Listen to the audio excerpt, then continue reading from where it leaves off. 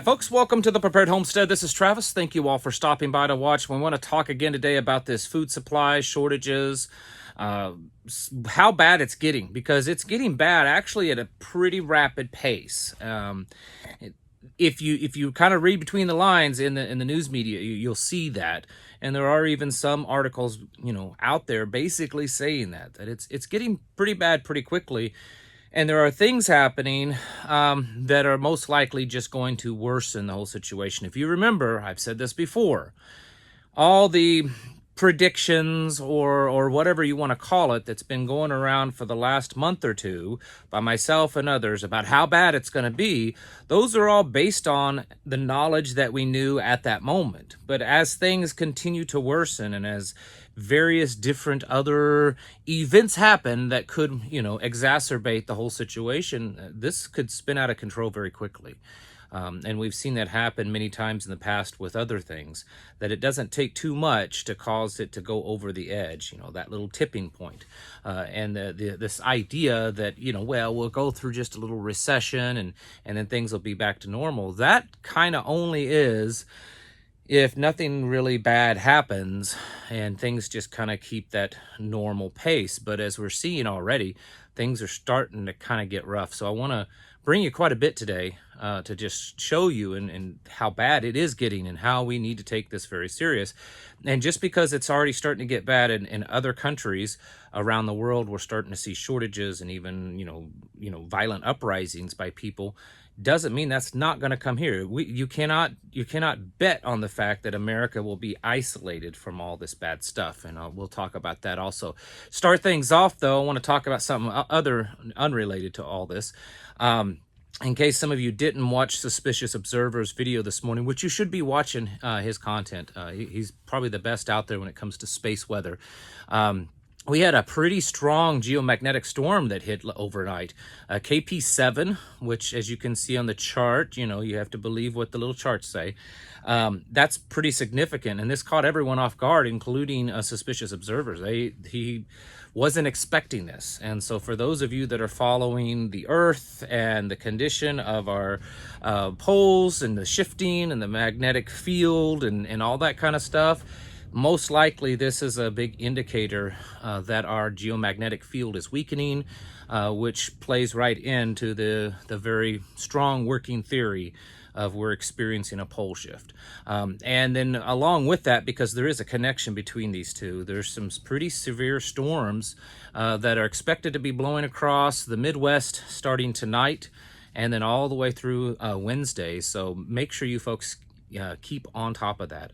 Looks like that we will be due for the first round here where I'm at tonight. And then over the next couple of days further south, looks like it's going to get pretty bad for them. This is definitely, as preparedness-minded people, we're not just prepping for the end of the world, right? This kind of stuff we have to keep on our toes too. So certainly be watching your weather forecast, because it looks like strong winds. Right now, we're experiencing strong winds. We just had some wind gusts come through. I thought it was going to take the roof off the house. It was so strong.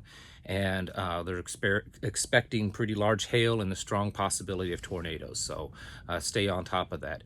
Want to talk, though, about food shortages. And, around the world here at home, I want to talk about supply chain. This is something we've been talking about for a very, very, very long time. Some of you may just be getting tired of it, but the point to this is not to just keep beating a dead horse. The point to this is to bring you more and more updated information, because most of you do the same thing as I do, I think.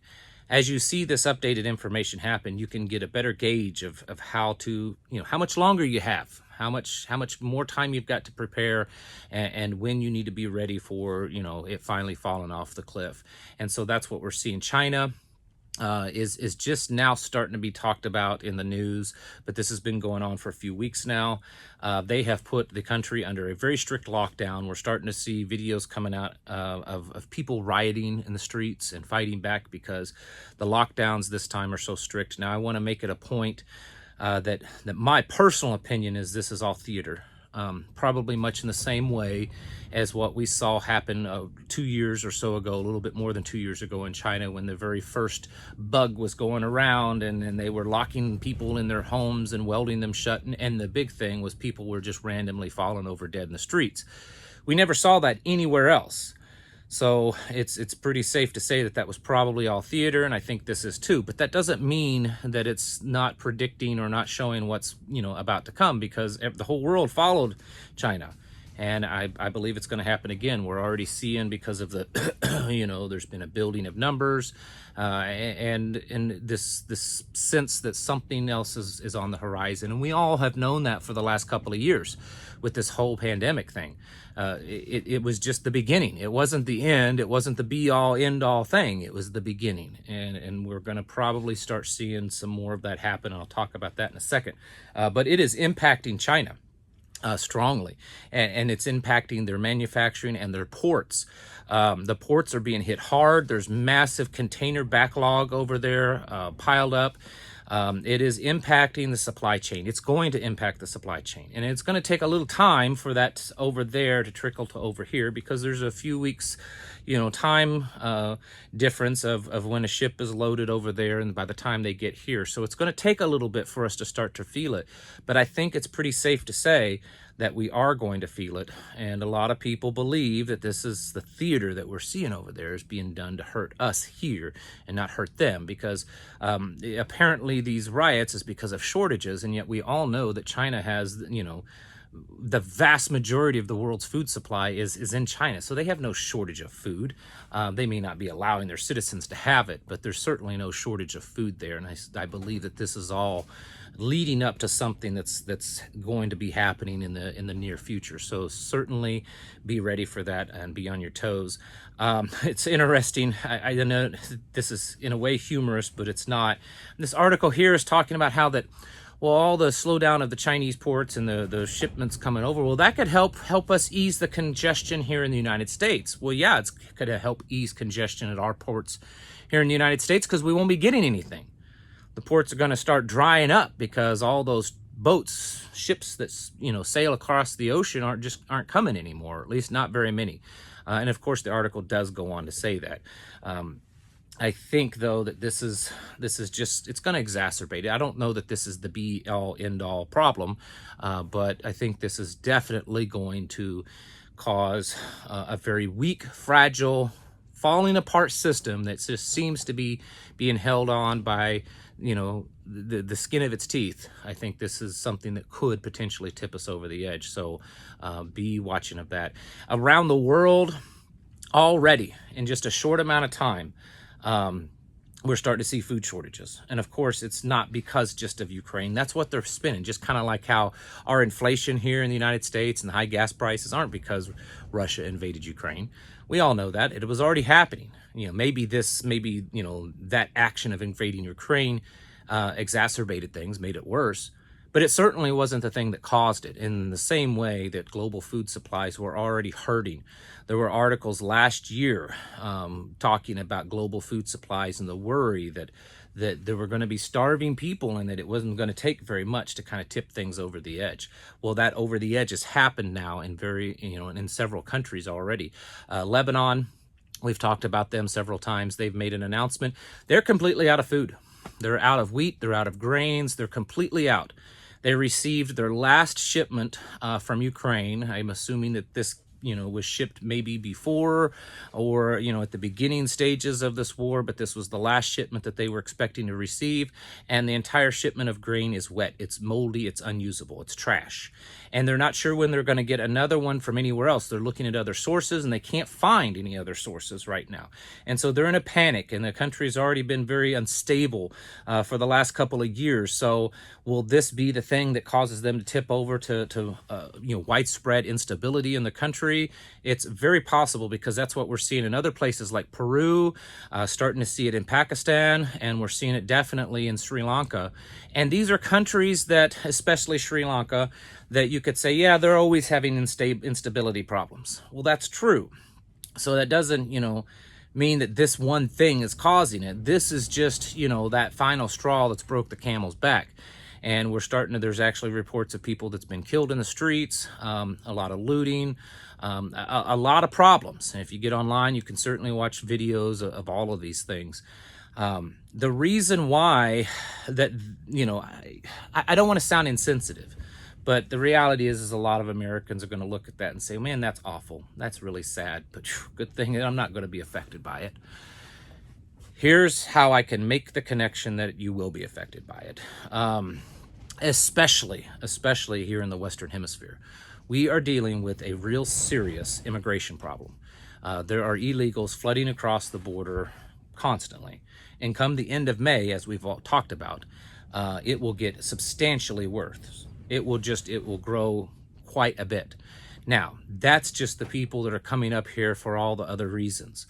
What happens when many of those third world and developing countries, because that's the ones that's going to be hit hardest with this food supply stuff, south of our border, and there's a lot of them, start experiencing, and Peru's one of them, but what are the others going to do when they start experiencing the same thing? Venezuela, Brazil, and Argentina, and many of the other countries, they start experiencing really harsh food supply issues. They're going to do the same thing that any other person in history has done, and all the animals do too. When an area runs out of food, what do? You go to an area that has food. And they're going to look north and they're going to say, hey, America's got plenty and their borders are open. We can just walk across the border and they're going to feed us. Why would I be down here starving to death when I can go north? And they're going to do that. And we're going to see people from other countries doing the same, because it already happens. A pretty good percentage of the people crossing the border are not from south of the border. They're from, other countries across the ocean.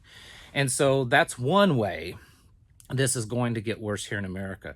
Even if we have just enough food for us, even though the price is a little high and we have to tighten the belt a little bit, but we'll make it. You start adding millions and millions more people into the country that we have to feed, and it's gonna degrade those supplies really fast. They're gonna have to be spread thin, and then we could very possibly start seeing food shortages like they're most likely gonna see in Europe and in other countries. So don't think that just because America is America that we're safe from this. And that's not even including the fact that there's some pretty strong and bad predictions on droughts and things like that. I mean, we're already not putting out that much food. Do you know we're planting on average 20 million less acres of wheat every year than we were only back in 2008. About a third of the acreage that we were planting back in 2008 is not being planted. And it could only get worse because of fertilizer issues and drought issues and things like that. And of course, the Biden administration is wanting to, designate 4 more million acres of cropland to conservation land. So that whole situation's just not going to get any better. And I see a very looming, bad thing. But the thing is we're already dealing with shortages, okay? This isn't something that you can say, well, at least we're not dealing with it. We already are. Number one, there's a baby food shortage, baby formula shortages. A lot of places, Walgreens, Sam's, other places are putting restrictions and rationing baby food because there's just not enough to go around. They're saying about 30% of the nation's supply of baby food is gone. Now, part of this is because of a recall back in February. But if you dig into it, that's not the only reason. That one company had a recall, and so that could, take care of that. But this isn't just because of that. This is also due to shortages. And we're seeing that with baby food. And it's just going to get worse. Hawaii, they're as an island all off to their own. They're probably going to deal with it first, even though they have a stronger economy than, say, a developing or third world country. The fact that they're out there by themselves, they're probably going to experience it first. And they already are. There's articles talking about food shortages, prescription medicine shortages, animal food, pet food shortages that they're experiencing in Hawaii as we speak. So it's probably not going to get any better anytime too soon. So, and that how bad it's gotten there, it could definitely start happening here in the United States. We're already seeing it. I've had several emails from many of you folks that's let me know, reporting on what things are like where you're at. Someone just this morning emailed me and said that they had gone to a larger city. They live out like we do in the middle of nowhere, and they'd gone to a larger city and they were shocked at how bare the grocery store shelves were. how there just wasn't a whole lot of food on the shelves, and I'm hearing that all over. Now, it's not widespread because I'm getting a lot of people saying the exact opposite, say, hey, when I go to my store, they're in pretty good shape. And I think it's because they're moving things around. They're trying to move it around. We're a big country, so it would be highly unlikely to see widespread shortages all at once. It's going to grow. It's going to happen in one area. One area is still doing good. Slowly that area will degrade. And eventually, it's not like we're a country the size of, New Jersey, or a country the size of Maryland, which is the case with many European countries. We're a very, very large country. And so widespread shortages aren't going to happen right at once. And what we're seeing is probably what would be considered the standard of how it's going to happen, where there's just little by little, less and less. I've received emails from people that are employed within the supply chain, warehouse workers for grocery stores, truck drivers, things like that. And they have reported that the people that work within that are concerned because there's just not enough food to go around. There's just not, the warehouses aren't as full as they have been in the past, and that they're just not able to get, like, they're just barely getting enough food to a grocery store to just barely, be enough for everyone. And it's not going to take too much for that just barely to be just not enough. And so that's the big concern. And remember, folks, this is just in the beginning. I know that Americans now have a very, very short time attention span. And so we look back and we say, my goodness, it's been what, 5-6 weeks now since Putin invaded Ukraine? That's not that long a time, folks. It's just not that long a time. And so this is just in the beginning. It's going to get worse, and it's going to get worse. I believe at some point we will hit this cross a line, and it'll start being almost an exponential growth. And then the next big thing that is all part of this is this bird flu. And whether or not you want to believe it's real or not, it doesn't matter. The fact is that a lot of birds are getting killed. Right now, from the numbers that I've looked at, we're talking about 5% of the nation's poultry flock has either been euthanized or has died. 5%. And we're just almost every day we're hearing millions and millions more. And it's just in the beginning, right? So that 5%, while it's low, it could grow quite a bit. In Iowa alone, and Iowa is the single largest egg producer. In Iowa alone, 20% of their egg layer chickens are done. They've been killed, which is why we've seen eggs almost double in price since the first of the year. It's only going to get worse, and that's why you should be raising your own chickens, folks. I would advise you to keep them isolated from other people's chickens, certainly, just in case, this spreads around. But it's going to happen. Now, I'm going to close out. I'm going to show you this little clip real quick. Some of you probably watched Ice Age Farmer's video this morning. And if you haven't, certainly go watch it. But he played this clip also. This is the former CDC director, and he is basically saying that the pandemic that we've had is just kind of a test. That was just to kind of get things going. But a bird flu, that's the big one. Watch this. Yeah, I think we have to recognize, I've always said that I think the COVID pandemic was a wake-up call. I don't believe it's the great pandemic. I believe the great pandemic is still in the future, and that's going to be a bird flu pandemic for man. It's going to have significant mortality in the 10 to 50% range.